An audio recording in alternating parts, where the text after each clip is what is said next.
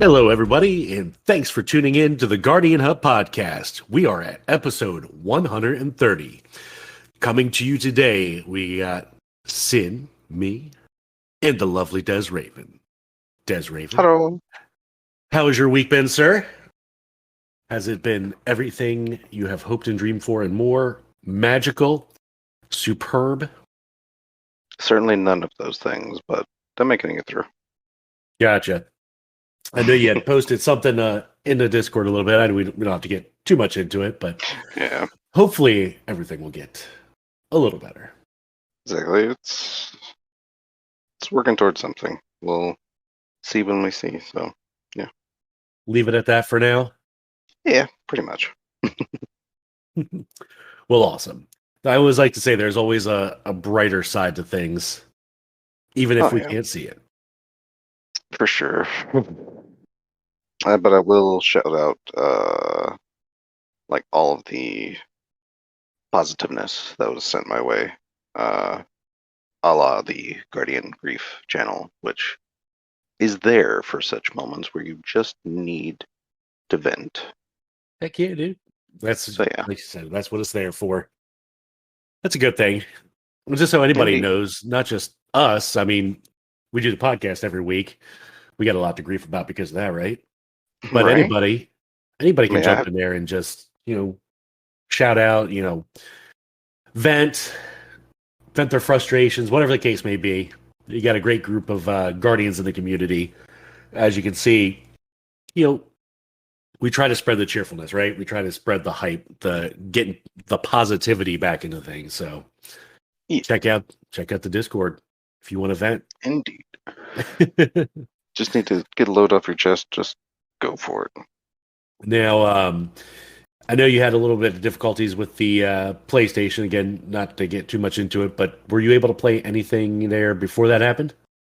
It died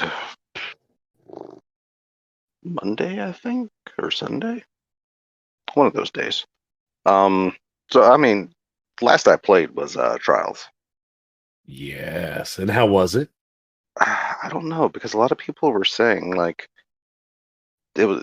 I don't know because I see in a few discords a lot of people are saying that Trials is really really rough, and it's like really really hard to get like the necessary wins and stuff. And I mean, well, yeah, because last I played was with you. Now that I remember, so yeah, it was me, you, and Kato? Yep. Question mark? Yeah. So yeah, and I mean, y'all made it to seven wins on a card, yeah?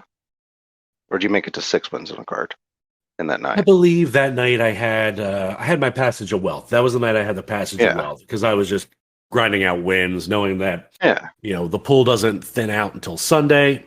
I think I did end up getting to 7 wins. I may have only gotten another win or two after that.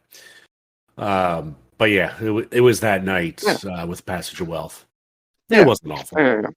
So yeah, you and Kato got to like I said, 6 or 7, and I got to like 4 or 5. I mean, it wasn't absolutely awful. I'll say. Like I'm still, whenever I hop in, I still really have a good time in Trials right now. So I don't know if I'm just a psychopath or what, but I mean that's my verdict right now. I'm still having a lot of fun in Trials. Like even if I'm getting 5-0'd, it's usually with purpose, you know? Right. It's not shenanigans. It's not like dumb crap. It doesn't feel unfair because now I'm on like win 3. They're going to the lighthouse.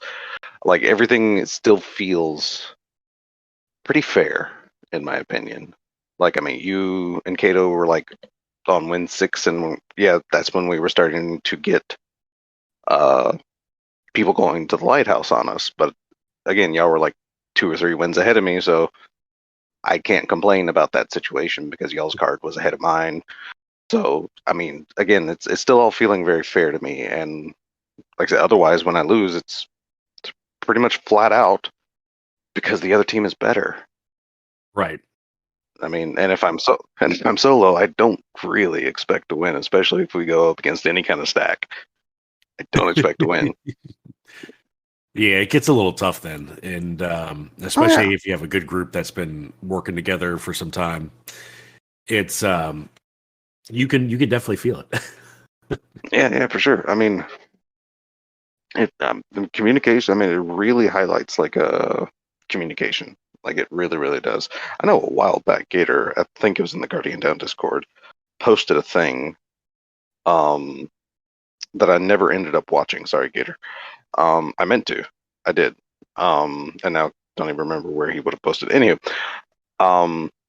but the gist that I get from it is basically like if you're playing solo or without comms with blueberries, I believe the gist of it was learning basically how to follow your teammates when there's no communications, essentially. I believe, and yeah, it sounds like a really at least a decent piece of advice. With the popularity of solo trials, to start running with a pack or knowing when not to run with the pack, and there is absolutely no communication going on. So yeah, Right. Yeah, I think which I guess I was about to say, I guess because of like all of my D1 trials goings, because I mean, back in D1 when you were running for bounties, there really was no communication. I mean, you just went, you just played, you were just going for bounties. Wins really didn't matter, so no one really gave a crap. So yeah, I guess like I said, that's when I learned like not necessarily no communication, but your communication isn't matching what you're doing, so you kind of learn to flex with how people go.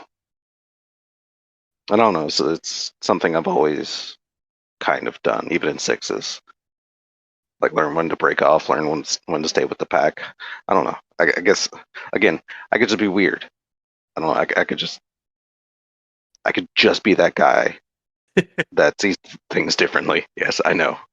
it's But actually, yeah, yeah. I mean, you're right. I mean, solo's not bad. You just got to kind of pay attention to what everybody else is doing, like you said. Shoot, I think what I did for trials this weekend, I ended up calling soccer. I say calling soccer, but messaging him and saying, "Hey, are you gonna be around?" And I think it ended up being Monday night. I ended up playing with a few different people that night, and then played some solo, and then just didn't have very good luck. It was running into some very difficult matches. And yeah. then Go Hawks finally jumped on. He was like on his sixth win. He like joined on me and Kato. He has 6 wins, 1 loss, and we ended up getting steamrolled that next match. Kato, I think it was Kato because we played with quite a few different people that night. And then it was just me and Hawks. We were messing around. I think we played a match. Soccer was done carrying a bunch of people for the weekend, and he kept resetting his card. So I think with us, he ended up completing a card, but we started fresh, ground zero, and ended up getting the flawless Nice. that night. So yeah, felt pretty good. I've been enjoying trials. Did you get asked for from Bungie for feedback on trials for playing? Did you get that email? I so rarely check my emails and they don't notify me. So I could potentially have that exact survey that people have been talking about just sitting in my email. Right. I just don't know. I definitely got it and I filled it out. I liked it. I don't think the for Trials Labs. I think putting it on a rotating playlist would definitely be something nice to spice it up a little bit. Kind of breaks up the monotony of doing it the same thing over and over. But I don't think Yeah. definitely don't think it's a long term do this No, every no, week or every other week. You put it in rotation every few weeks, every 3 or 4 or 5 weeks. I think it'd be a nice change of pace. Yeah, for sure. Because I mean, it's definitely as it sits, it's definitely an abusable system. I mean, it's fun. Like adding the capture zone really. I mean, because I know I mentioned it when playing with you and Kato. Like adding that capture zone in the middle just adds a very tactical like thing.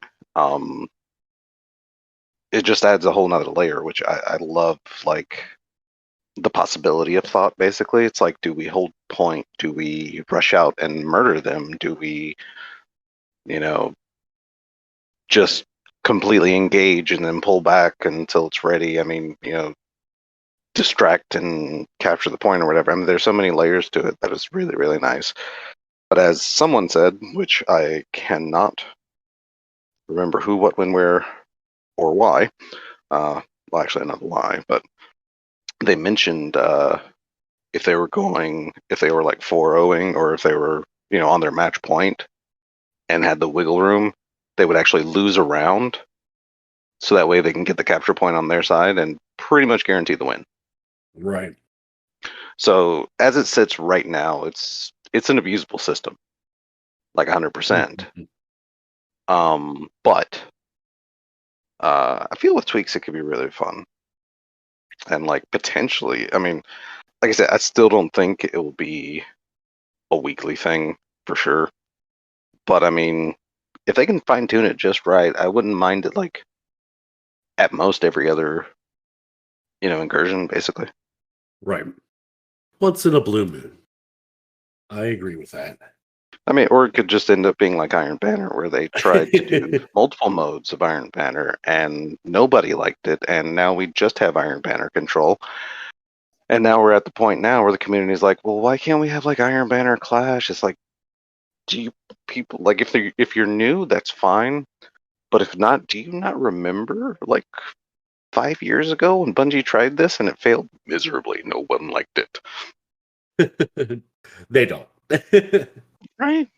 Short-term memory. Did you get a chance outside of trials to do any of the weekly stuff beforehand? Of course. Was this past week when Agers was up? Yes, Was we that just got no. So the no, previous last week, week was Agers Agers. Yeah. or Aggers, I guess, and this week was the Catalyst drop, or when you're supposed to be able to get it. Yeah. Okay. Yeah, because I was able to get the Catalyst. Either way, I did definitely get Catalyst. No, wait, that was last week. Yeah, Catalyst was last week. Yeah, because I think I mentioned it potentially on our last episode. I was pretty sure I did. Because I ended up getting most of the things um in the Shattered Realm that week, this past week. But sadly, I did procrastinate on 2 of the data caches. Oh well. It'll be back around. So yeah, just don't. Just try not to procrastinate, basically. Get it done. Exactly. Stop being a dummy. Um, but yeah. So yeah, I was definitely. I mean, basically everything this reset, I have not yet been able to touch. But I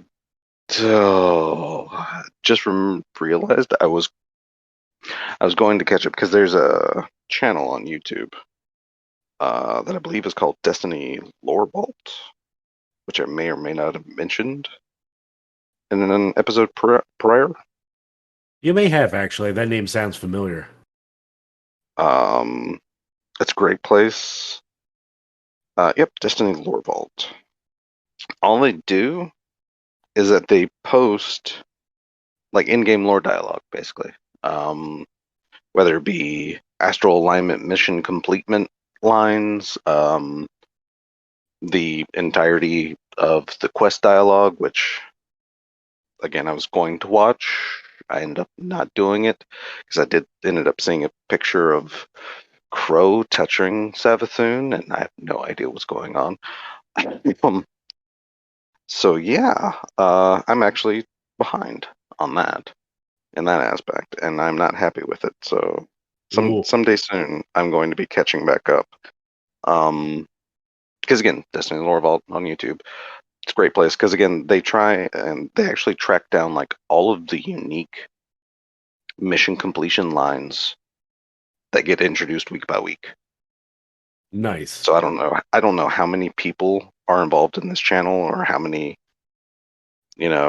volunteers they might have helping or whatever. I don't know. But they get most of them for sure. Like all these dialogues and stuff. And it's really, really cool to be able to and they have them all in like playlists, so you can like check the playlists themselves.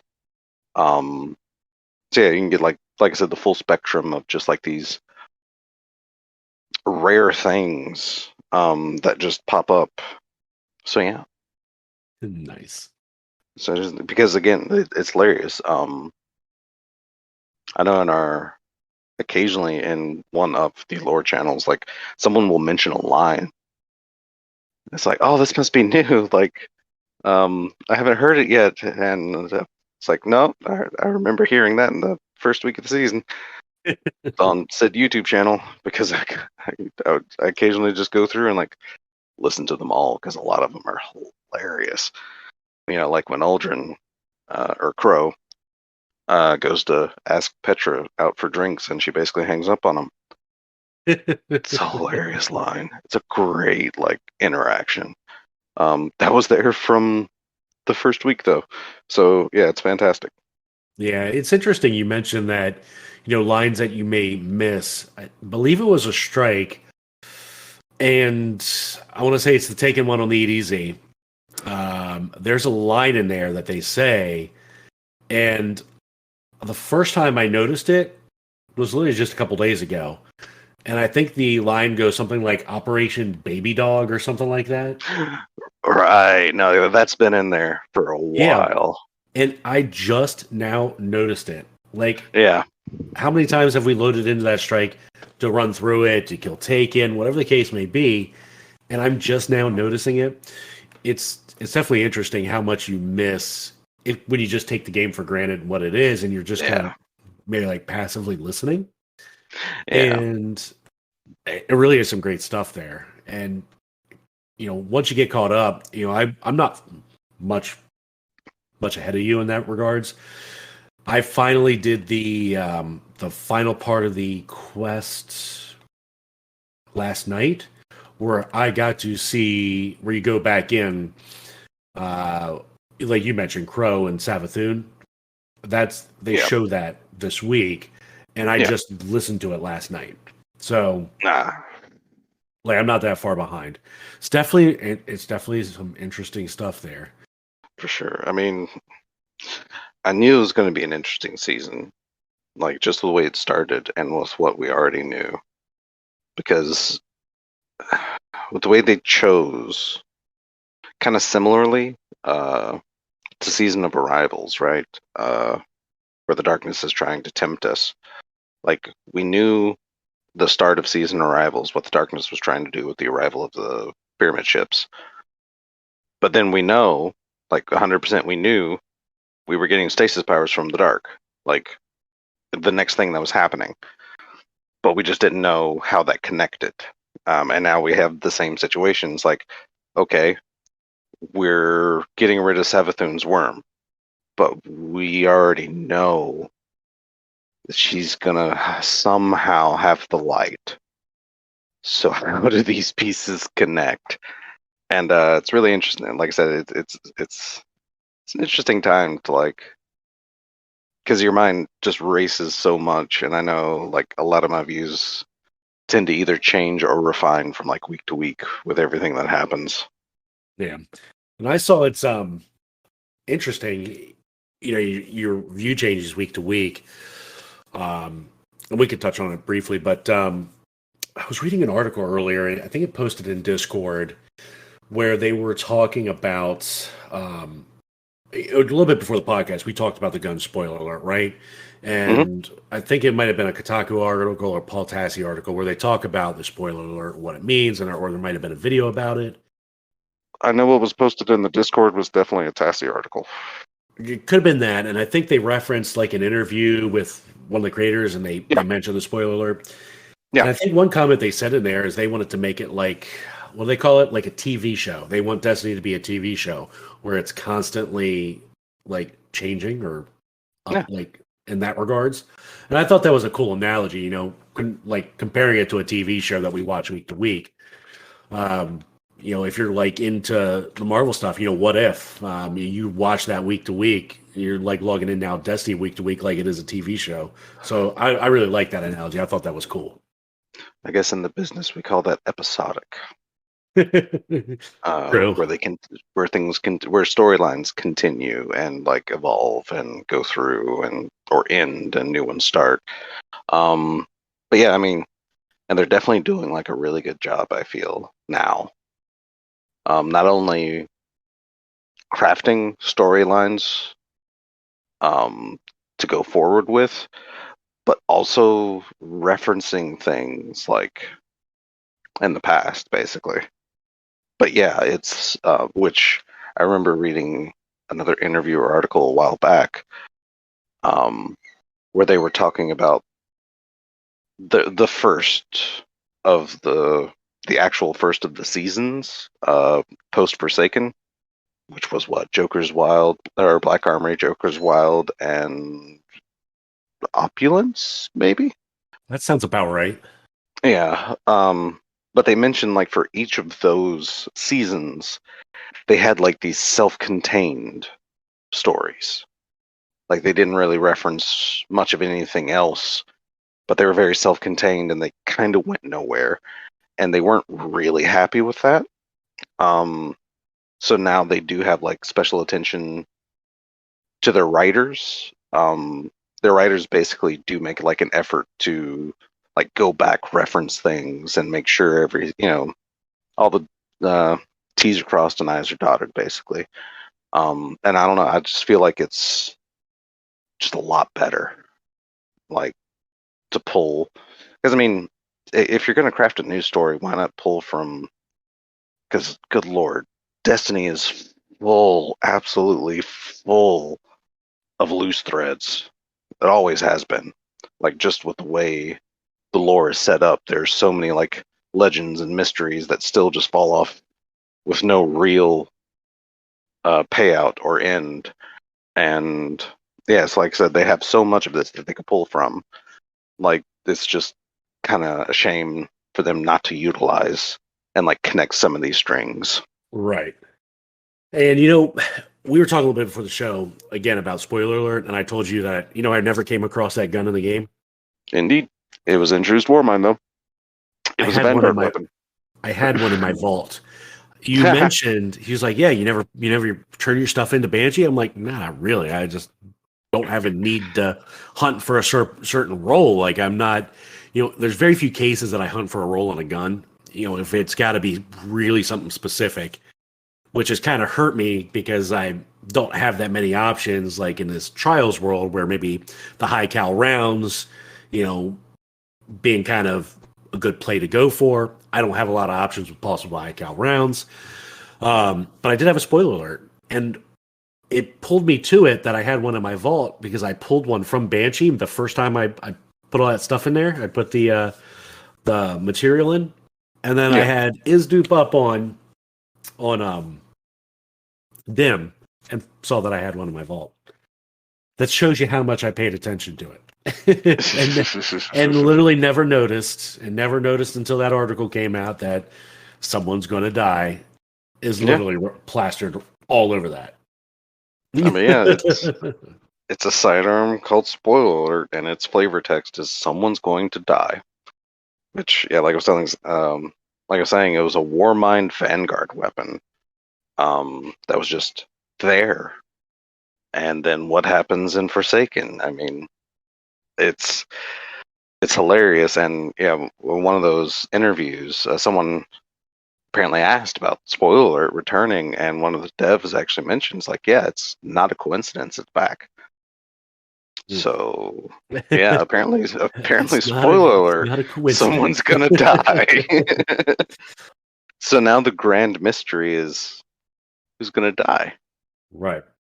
Um, Either a lot of people are speculating that it's going to happen in Witch Queen to keep up, how that gun first appeared and the major thing that happened in Forsaken.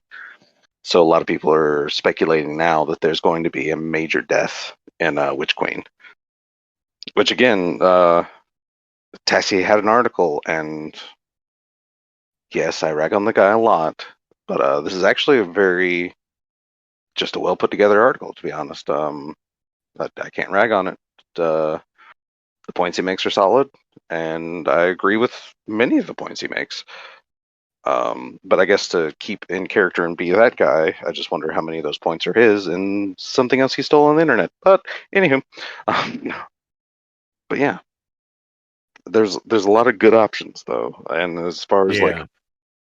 impactful characters that could die, he of course made a list. In this potential role are people like Marasov, Ikora, Zavala, Osiris, Crow himself. Uh, who else was it? I Oh yeah, saw those Eris. names. Eris, yep, Eris was one of them. Eris was on that list. He pretty much does flat out say that they're not going to kill Saint 14. No, Which I no, mean, to be not fair, with they've already done that. trials. They've already done that once. I mean, come on. Right. Overdone at this point, or to the simple fact that then you're gonna have to find a new trials master after they just made it this far with trials. So it doesn't logically Right. make sense just from that standpoint of it. Yeah. But yeah, I will go ahead and say my personal thoughts on potentialities of death. A, if Osiris is dead, I think he's already dead. right. That seems to be the logical play there. If he is Exactly. or was going to be, he already is. Because how Exactly. do you just walk around in somebody's skin? I mean, an That's I know Edgar it. suit from Men in Black. I mean, I know, right? I mean, it's and with the way that that lore was written when we didn't know who it was, like you had Savathun like trying to hold him together essentially. I mean, you can't tell me that doesn't have lasting repercussions. right. Um, but if it doesn't, I mean, cool, because I mean, Savathun is a paracausal entity. Maybe he's alive. I don't know 100%. I mean, that's true. We'll, If we'll she is find out. paracausal, then yeah, Yeah, maybe it's not as bad as we think. yeah. I do agree that Crow right now has plot armor. I don't think he's going to die. Um, who else was it?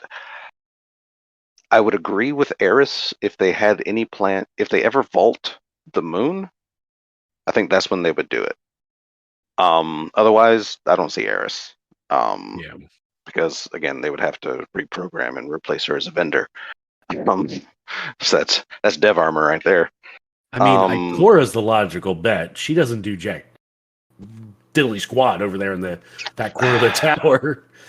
that's true, and like I do agree that Ikora would be. She's a major enough character to where her death would be impactful, and also at the same time, like her death could signal. I mean, the approaching collapse of the Vanguard as a whole, because we're still one Vanguard mentor down. If suddenly we're two and Zabala has to try and hold everything together by himself, I mean, but also at the same time, it would make sense with how the story's going, with uh, with expansions with titled such as Lightfall and The Final Shape. Right. I mean, I wouldn't be surprised if the Vanguard starts collapsing. Um, so yeah, so I do feel like Ikora is, or good lord, maybe even Savala, but also at the same time, Lance Reddick is like the one person that's always available to do voice lines. Like, you want to talk about someone that has new voice lines every season? It's Savala. Yeah. Every freaking season. I remember just before, of course, dropping Twitter, like, it seemed like at least once a month, like Lance Reddick was posting on Twitter, well, about to record some Destiny lines in my closet, and it's like, again? Dude. Of course, that was also like mid-pandemic, so Right. Um, You can't go anywhere else. You might as well do it there. right. Um, so yeah, I don't know. Like I said, Akora seems to be a safe bet. Eris would be an interesting bet, and it would be very poetic. But again, I think she has dev armor right now. So I don't know. I mean, or it could be absolutely no one on that list. I mean, it's interesting. I mean, they could really go any way with it. It could be. I mean, where does Eva Arath even play in all that? I mean, Right. we're Could something come up during the Witch Queen with her? I mean, who knows? But if it does follow, like you said, maybe it's an impactful character, not something that it's just not the baddie that we take out. I mean, we Potentially. pretty much named them all. I mean, also, I mean, it would kind of suck, but I mean, again, it wouldn't be the first time Marasov died either. Yeah, I really think, like you said, it could be one of the Vanguard, especially with the way the next few years are going to be going. Like you said, Lightfall, Final Shape, it would make Right. sense because it could lead us down a path of where this is going to actually turn out and how the saga is going to really end. Now, also, one theory of mine that I think Laz potentially, or someone else commented on for sure, was the fact that if Eris dies, that pretty much ends the possibility of the Dark Future as we know it. Because as we found out from the Dark Future lore book, Eris actually became more powerful than Savathun, which is completely Narbar nuts when you think about it. But, like, yeah, our big baddie in the Dark Future became Eris. But another, like, prominent feature of the Dark Future was the collapse and disarray of the Vanguard. So and we already know from Lakshmi that we have so many futures that lead to quote unquote dark futures. If Lightfall and Final Shape kind of take us to the brink of this dark future edge, I mean, we could see again, the death of Ikora, which would lead to the utter collapse of the Vanguard, because in the dark future, Ikora died during the bombardment of the last city, and Zavala just basically gave up. So it would be bad news. But yeah, so I mean, it's there's a lot of speculation and a lot of different ways we could go with that. Yeah, that's potentially my theory. Because again, Lightfall, Final Shape, I think we might end up like really hitting the cusp of the dark future, or good lord, we might be hitting a brand new dark future and somehow like just resetting everything. I don't know, because I don't know like what this proposed end to the Light and Darkness saga is supposed to be. Right. All I know is this important enough for them to have said 1 year that Lightfall will be the end of the Light and Darkness saga. And then like 6 months later they go, nope, it's Final Shape. We got more to tell. Right? They knew they needed one more major story to complete this cycle. So I'm like super stoked for sure to see like how this culminates and how they lead to it. For sure. Yeah, it's definitely exciting times. Definitely exciting times. What do you say? I mean, chat's blowing up about spinfoil hat theories. You got For Nausea sure. Jokers, Helios. Saw Kato pop in. Hopefully, I hit everybody. We had Retro in the chat a little bit earlier. A lot of great theories and a lot of thoughts there about Dredgen Yor, Shin Malphur. Yeah, because I mean, it would be interesting also if the Vanguard collapsed and a new entity arose. Like loose leaders like Elsie, the Exo Stranger. Yeah, we could have someone like Shin Malphur, who, as Joker said, has a similar thought process, somewhat to Elsie. Which, for those aren't familiar, Shin Malphur was the man that killed Dredgen Yor, potentially the first Golden Gun in Guardian history. Of course, but then again, Dredgen Yor technically still had a ghost, so if he stayed dead, who knows? But after that whole deal, he actually started the Shadows of Yor. So that way he could find guardians like Dredgen Yor, like Rezyl Azzir, that would actually be tempted to the darkness. So that way, if he found guardians that could use dark forces, but cross that line to the darkness, he would kill them. If not, I mean, he was kind of okay with them. But then again, I think he mentioned we might have been the first ones to walk that line without tipping over, much like Elsie said. But yeah, so I mean, we could be led by people like Elsie, Shin Malfour. I mean, Crow. He still he has a connection that they have not fully explored yet, and it's a connection that actually got crap. I'm not sure if we're at that part in the lore book or not, but minor spoiler, sort of, but not really. In this season's lore book, we're actually told that Crow uses the Radiant Accipiter ship, which is the ship that we obtain through the Hawkmoon mission.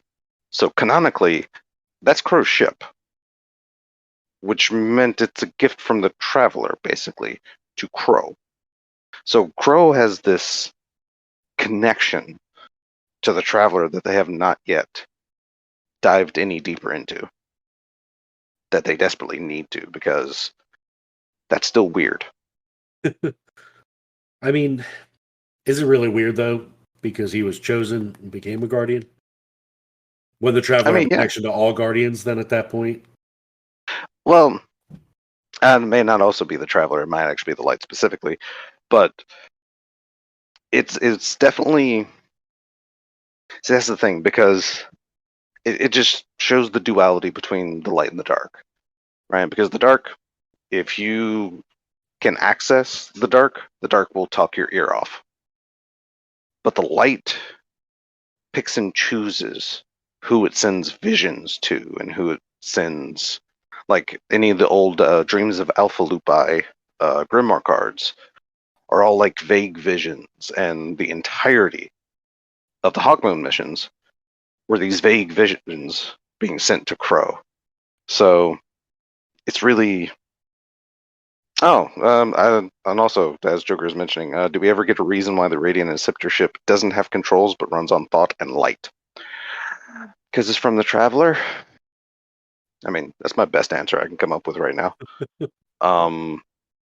Because in the lore book, it actually mentions that there's technically not a cockpit, but somehow the ship shows the pilot what's happening on the outside, even though there's like no glass or anything. It's really, really. I mean, again, that one like lore chapter really has a lot of implications that they really, really need to dive into, and I'm stoked for that. Maybe we're going to get it. I mean, they've uncovered a lot in these past year or so with just lore itself. Bringing things from the past and into what we know now into the Destiny universe. So it could all well come full circle again, and Indeed, we could see a lot more. Also, but because of that connection, it might be a hot take, but I don't think Crow will actually ever become a Vanguard mentor of any kind. I think he's the next speaker. I mean, that could make sense if you think the ship is a gift from the Traveler. Exactly, and it's because I think potentially the speakers have been chosen because of a connection to the Traveler. Because again, we have the dreams of Alpha Lupi. Somebody's experiencing these dreams of the Traveler. So, I mean, to Crow, in essence, because he's already receiving dreams without having to wear a special mask, he could be our best speaker we've ever had. Because the Traveler's legitimately, or the Light, is legitimately trying to speak to him and reach him. Ooh, we could definitely go on a tangent on that all night, I'm sure. Like I said, the potentialities.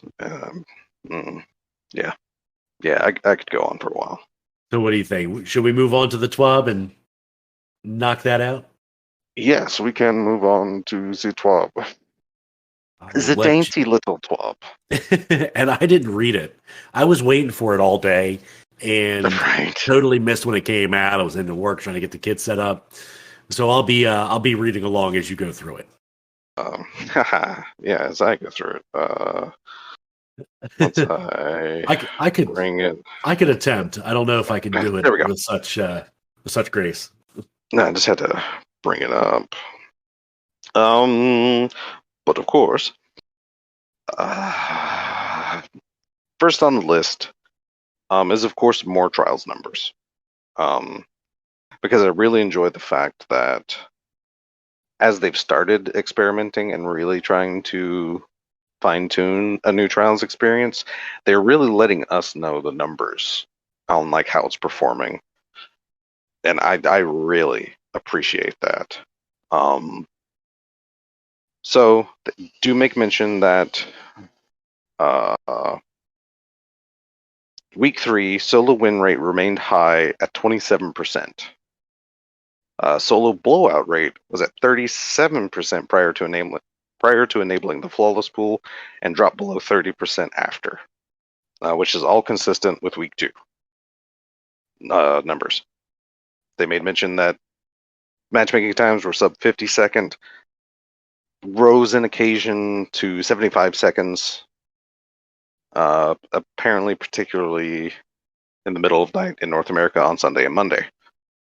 So overall, there were apparently 667,000 players participating in labs, which was down 33,000 from the week prior, and 220,000 players going flawless. There were apparently 100,000 fewer matches played overall. So yeah, they're still kind of dropping, but also at the same time, I think I anticipated this week to drop because of the labs. Right. Like I didn't expect there to be a lot of retention. Um, there was apparently a bug in the pool-based matchmaking interactions. And apparently they found kind of a glitch was happening where you would kind of go into a quasi flawless pool. Like if you reset your passage, like if you went flawless and reset your passage on either win 0 or win 1 of your reset passage, you were preferentially matched against other flawless players in the same state.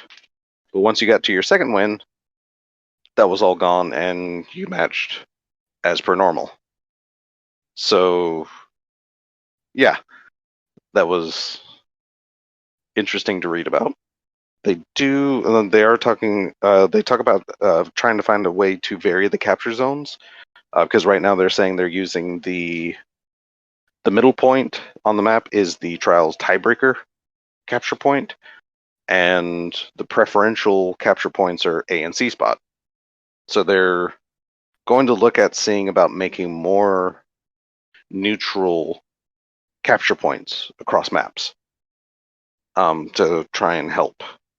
So that way you're not extraordinarily, significantly in advantage when you're in advantage. That makes They're sense going to too.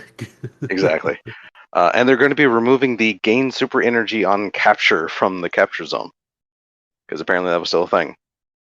Yes. And Yes, it yeah, was. that's a no bueno.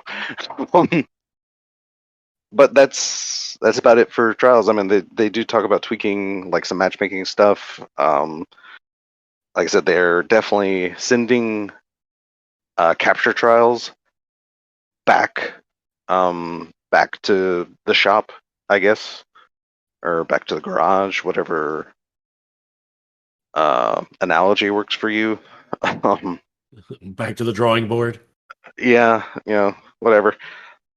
So yeah, so they're going to be tweaking it a bit more before it comes back out again, and we can try those, and again, everything will go on potentially until they find a sweet spot where it's really fun for everyone to play. So yeah, they do talk about their new Drive initiative. One of those things, the accessibility at Bungie, where they're doing stuff with the Able Gamers Foundation, which if you haven't heard of them, they're basically people that engineer ways for people with disabilities to be able to play video games. And when I say people with disabilities, I mean like people missing limbs and or don't have use, don't have like fine motor control use of a particular limb or anything. They're finding like I said, engineering methods for these type of people to be able to play games more accessible.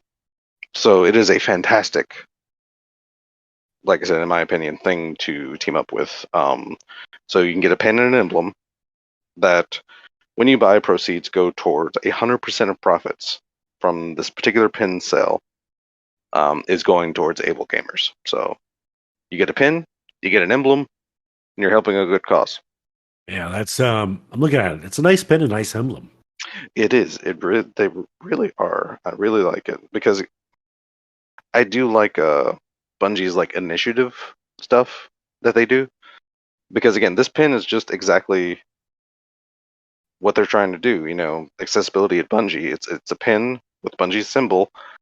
That's an open door because they're opening doors for these people to be able to enter new worlds. So yeah, it's symbolic. It's simple. Yeah, whoever designs these pins need a raise.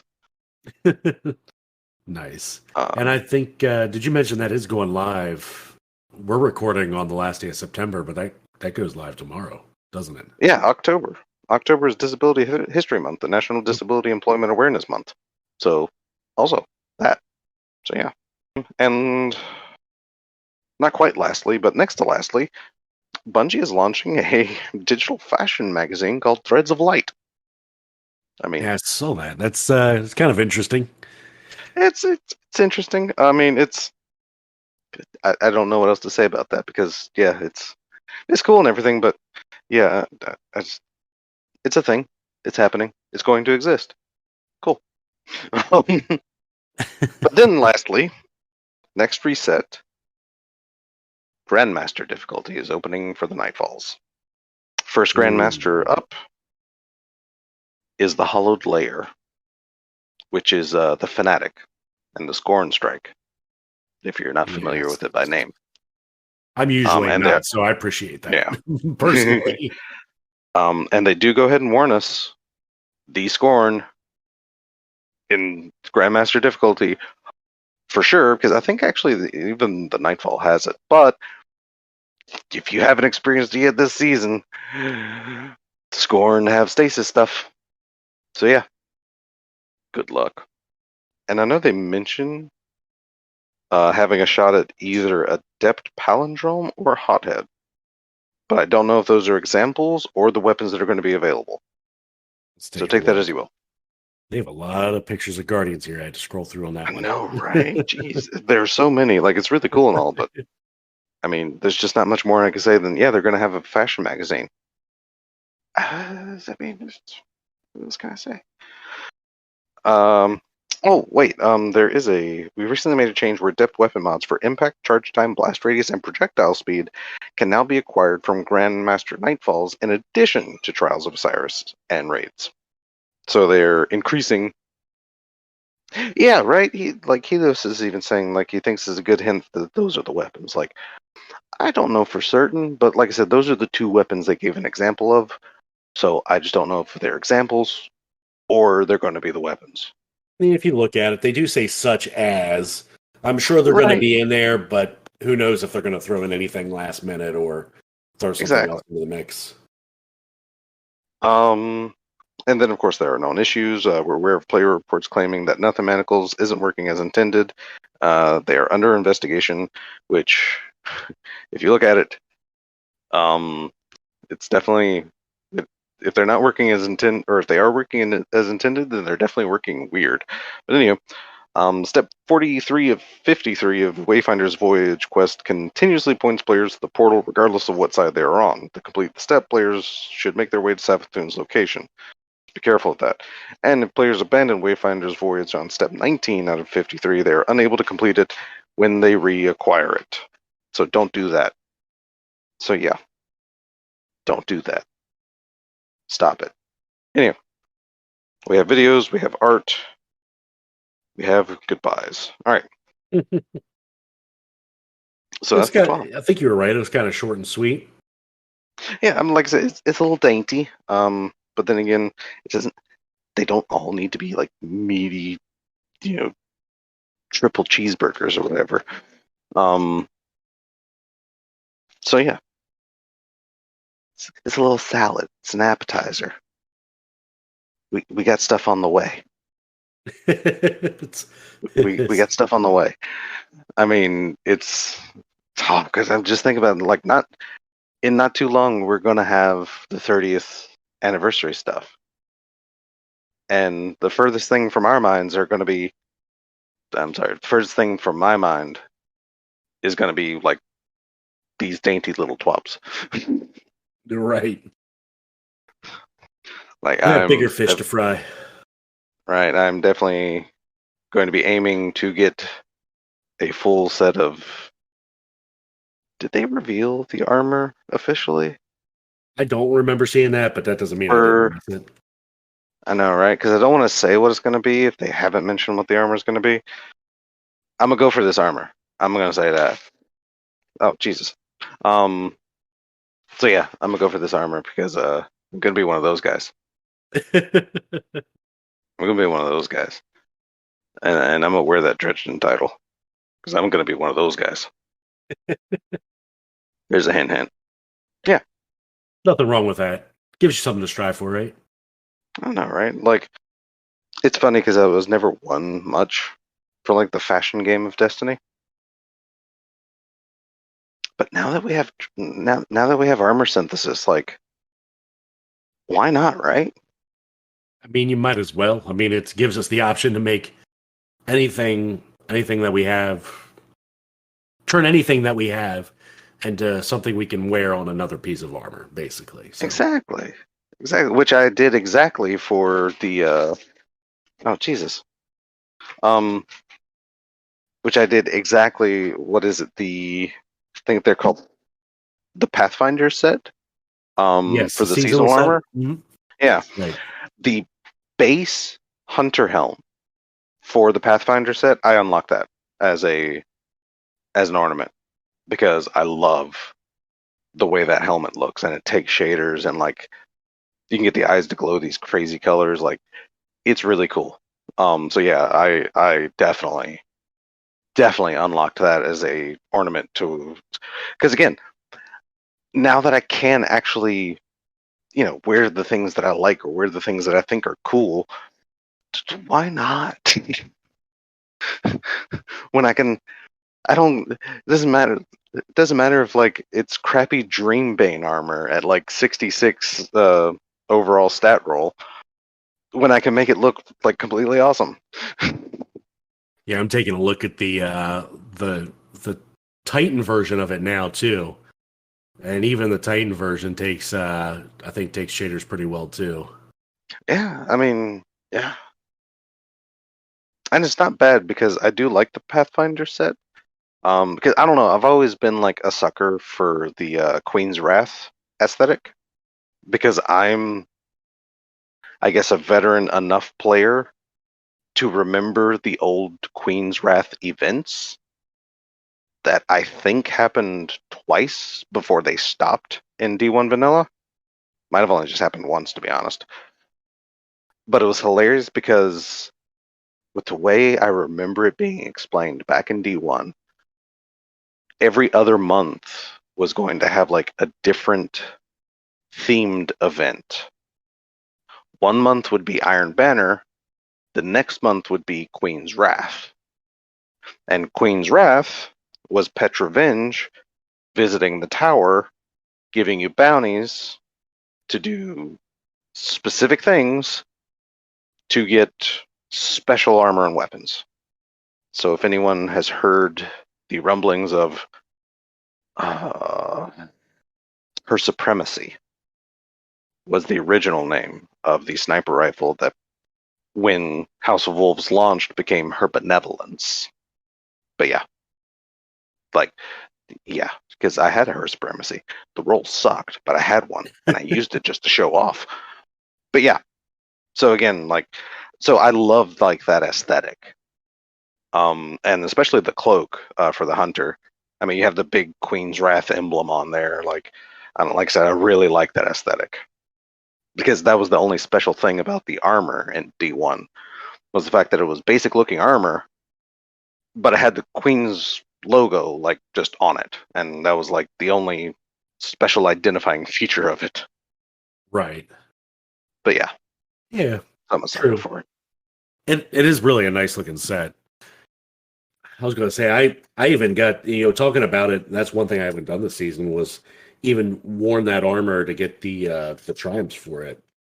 If it's and it's a nice looking set. It'll give me an option to really try it out and see how I Yeah. like it without having to change all my gear around or go to synthesize it Yeah. down to an ornament. And I think this is the first season where I really prefer the base armor look as to the ornamented look, and not because one of them's really crappy and one of them's just not that crappy,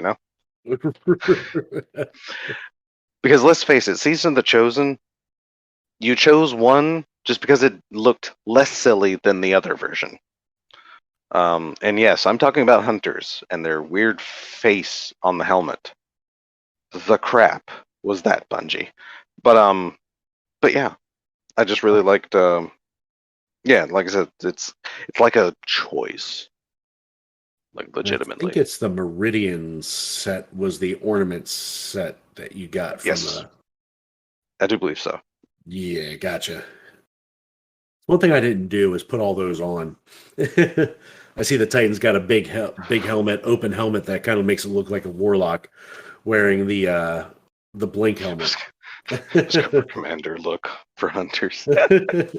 I'll be working on my hunter next. Shout out to Soccer again for helping through trials on Monday night. But he has a stasis build, and I was asking him about it. So as soon as I get to read this message and see how that stasis build works, I'm going to be going over to my hunter and working on gear and kind of getting my min-max set up, my mods and everything set up for it. So I'll probably play around with some ornament sets and try to get my hunter looking nice. Oh yeah. And I'll be that guy shatter diving. I don't know. Oh god, there was a meme in the Potato Thumbs Discord that was like, it was this crappy description of like how to hunter. And it was like a 3-step thing. But it was, what is it? It was approach enemy, throw fair and balanced grenade. Step 3, jump and shatter dive. Win. Balanced grenade. Yeah, fair and balanced. Which I've got to say, I know the hate on hunters for shatter dive, but here's the thing. You know who's getting killed the least by shatter dive glacier nade? Hunters.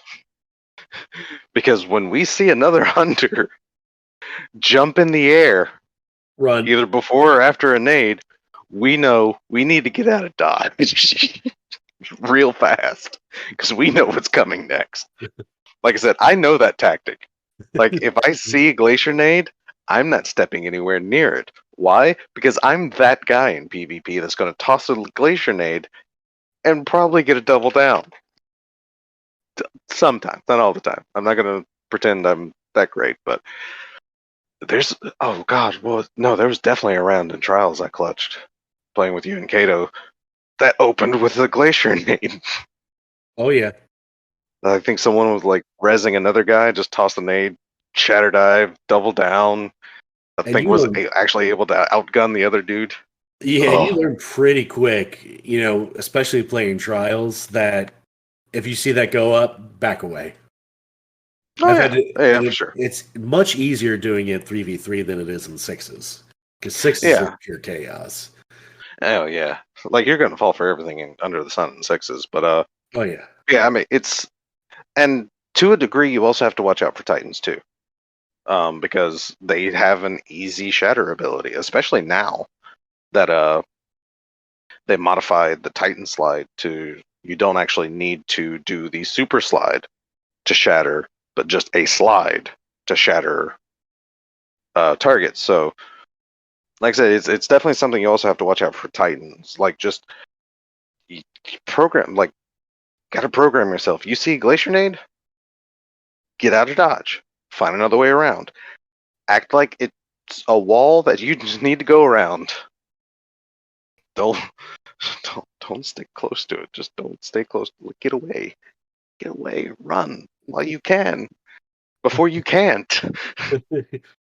Billy Madison, stay here as long as you can. Right? Oh man, that's true. And if I do end up running a hunter in, basically you can't beat him. Join him mentality. Run a hunter in Crucible. Oh, yeah. It's really because of the same reason why I started running my warlock. It's from the dang arc buddies. Yeah. I mean, if you're gonna run a stasis hunter, definitely use Shatter Dive. Definitely use a Glacier Nade. Personally, I run Shatter Dive and that one fragment that changes your grenades, because it gives your Glacier Nade, instead of being a wall, it pops up in a box. So it's really cool because you can actually trap somebody in the box. And I feel like it's a slightly more useful tool than just the wall, because you can more consistently shatter all the crystals like in one dive and just really screw people up. Well, what is that makes it into a box? Did you say? I forget the name of. It's another attunement, not fragment. Yes, attunement. Like I said, I use the Shatter Dive attunement, and I forget what it's called, but it literally changes all of the grenades for hunters. Glacier Nade changes its formation, which again turns it into a box. I think the Seeker, the Cold Snap grenade, does the Warlock thing and spawns an additional Seeker. And then the Duskfield grenade, I think, increases its size and puts a stasis crystal in the middle of it, like a small stasis crystal in the middle of it. So it's got a bunch of like useful utility.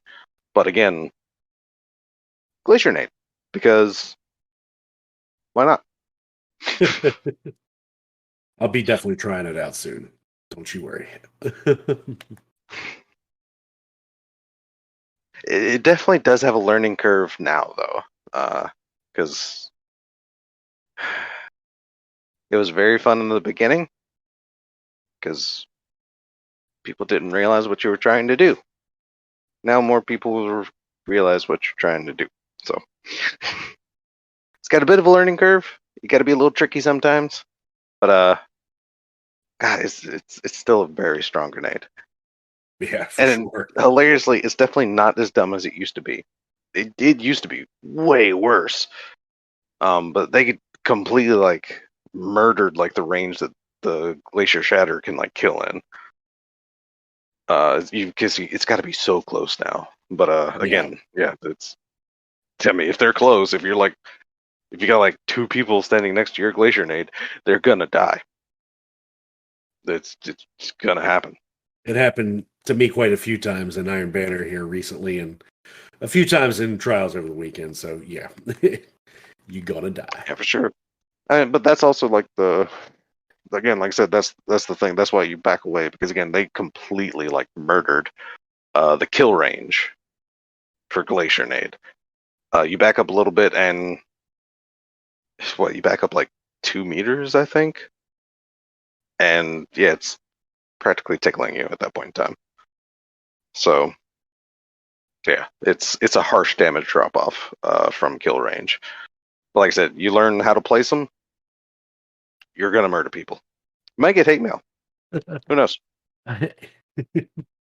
Age also wants to be taught in the art of Shatter Dive. Might need to open a school for that. Well, we might need to, Helios. Like I said, there is the most simplest. Oh, I didn't save it on my phone, sadly. That's good. I was going to post that picture, but like I said, I didn't save it on my phone. Anyway, but yeah, it's a simple simple procedure. It's really simple. Toss fair and balanced nade, jump and Shatter Dive, and do it all with one quick swoop. Oh, bam. Oh, so what else do we got to finish out the week? Crap, I don't know. Same old. Until until we get word of I guess a reminder of I guess things to come. We still got legendary astral alignments coming. Oh yeah, that's right. Those haven't hit just yet. I don't think. I haven't heard anything about them. So if they have hit, I'm dumb. But I don't think so. So there's that. Uh, Festival of Lost is creeping up on us. It is October. I mean, it's still going to be a couple weeks, but it's getting close. We're getting closer and closer to those dinosaur sets. You're gonna see everybody roaming around in dinosaur sets very soon. Oh, dude! Like seeing like the more polished look of that hunter set. Yeah, I'm gonna be rocking at least a dino head. Like at least, because that thing actually looks pretty good. Like it looked all right in concept art. Like I Right. said, seeing a more polished version of it, oh my god, that looks good. And definitely Kingsley is right. It definitely looks like old school Dinobots, like 100%. Easy on the mouse key for sure. Oh, that's funny. So yeah, Iron Banner's now, so Trials will come back next week. Again, Yep. Festival Lost.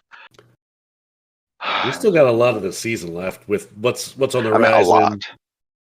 a lot, and we're about to hit a dead spot too. A lot of November is going to be a lot of the same.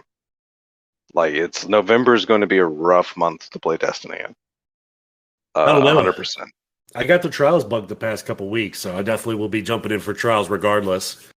There's still a lot of grinding and Genshin to do. You know, I wouldn't mind leveling up to close to whatever the end game is really on there. I've gotten characters over 20 in it, so I'll have plenty of time to spend in there. Yeah. And what I need to like max level 60 or the. I think it was 80. Yeah, but I think. when you start upgrading them, you need all these materials you got to go hunt down. So Yeah, that's threw me into a loop for a few. I think when I stopped playing, it might have been like 80, but I don't know if they added a new rarity or not. Which is kind of common for gachas. That they just add new rarities and like increase level caps and add new mechanics to screw up everything you know about that game. Right. It's definitely like a normal gacha experience if they've done that. Like it's so sad because here I keep remembering mentioning it's like, yeah, Genshin's a game I could just play and I haven't touched it in so long. And you can download it on your phone, but I don't know if I really like the playability experience on your phone, especially trying to go No, without it's awful. controller. It's awful. I mean, you really need. It's almost because from what I heard, it's almost like they designed it for like they put it on phone as kind of an afterthought. Right. It's here just in case. Right, because you really need like Helios says, "Gosh, is still better RNG than Vex Mytho drop rate." Helios, you do not know the pains of a 0.003% chance of drawing a single unit you want. Trust me, Vex Mytho drop rates are still much better, and you won't lose hundreds of dollars chasing a Vex Mytho. You've already lost hundreds of dollars, but not to chase Vex Mytho. You get to chase Vex for free. But no, crap. Yeah, so yeah, that feels like awful. Witch Queen It's like, yeah, Witch Queen. It's a fun game. I could play it whenever. Then I just drop it and never touch it again. Yeah, right. It's like, yeah, just play it whenever. Sure. Well, I was just going through and talking about dropping $100, pre-ordering the deluxe bundle, but I have not pulled the trigger on that yet. I probably need to soon. Can't leave out my galley for December. I know, right? Which hopefully, very soon I'll be back up and running. Details will commence once everything, I guess, works out or something. But yeah, I should be back to annoying everyone very soon. Soon? Hopefully soon. Within a few days. Potentially, like I said, I mean, fine details will definitely be on the way very soon.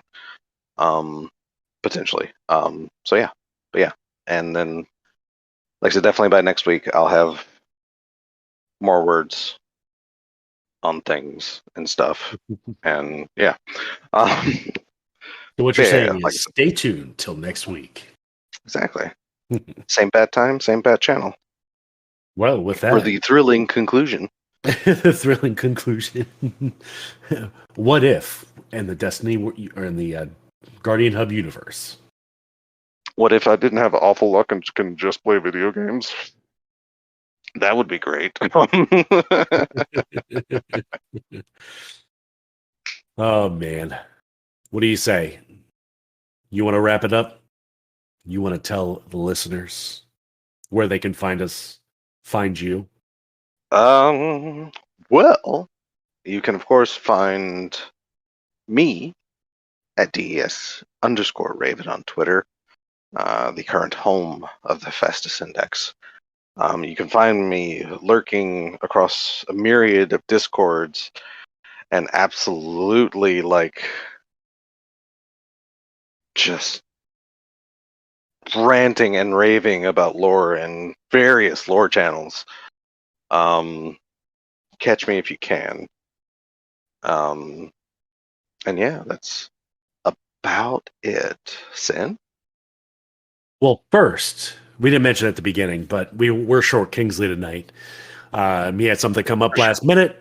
He will be back with us, same bat time, same bat channel next week. But you can find Kingsley Mac in all the places that you can find us, over on Discord, of course, as Upside Down and Backwards Land Kingsley Mac, and over on Twitter as MC Kingsley.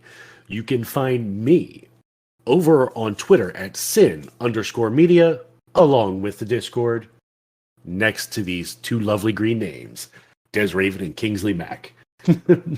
Kingsley pointed out one day that he was like, when I say next to Des, like we literally show up next to each other because of the admin section. That's the Discord. So we literally show up. You know, I never really thought of that when I said that, but it kind of made sense now that he put it like that. So it fits. It fits. Not only you can find us with all those shenanigans, you can find our show on Twitter at the Guardian Hub and on our amazing website, which Helios just coined, the Hubcast Universe. I like that name, Helios. But you can find our show over at theguardianhub.com. The best hub on the net. Love it. Oh man, Kingsley, we don't need you. Your dreams came true. Inside joke that we can all laugh at a little bit later. Oh God. And with that, Guardians, we will see you next week. Bye. Later.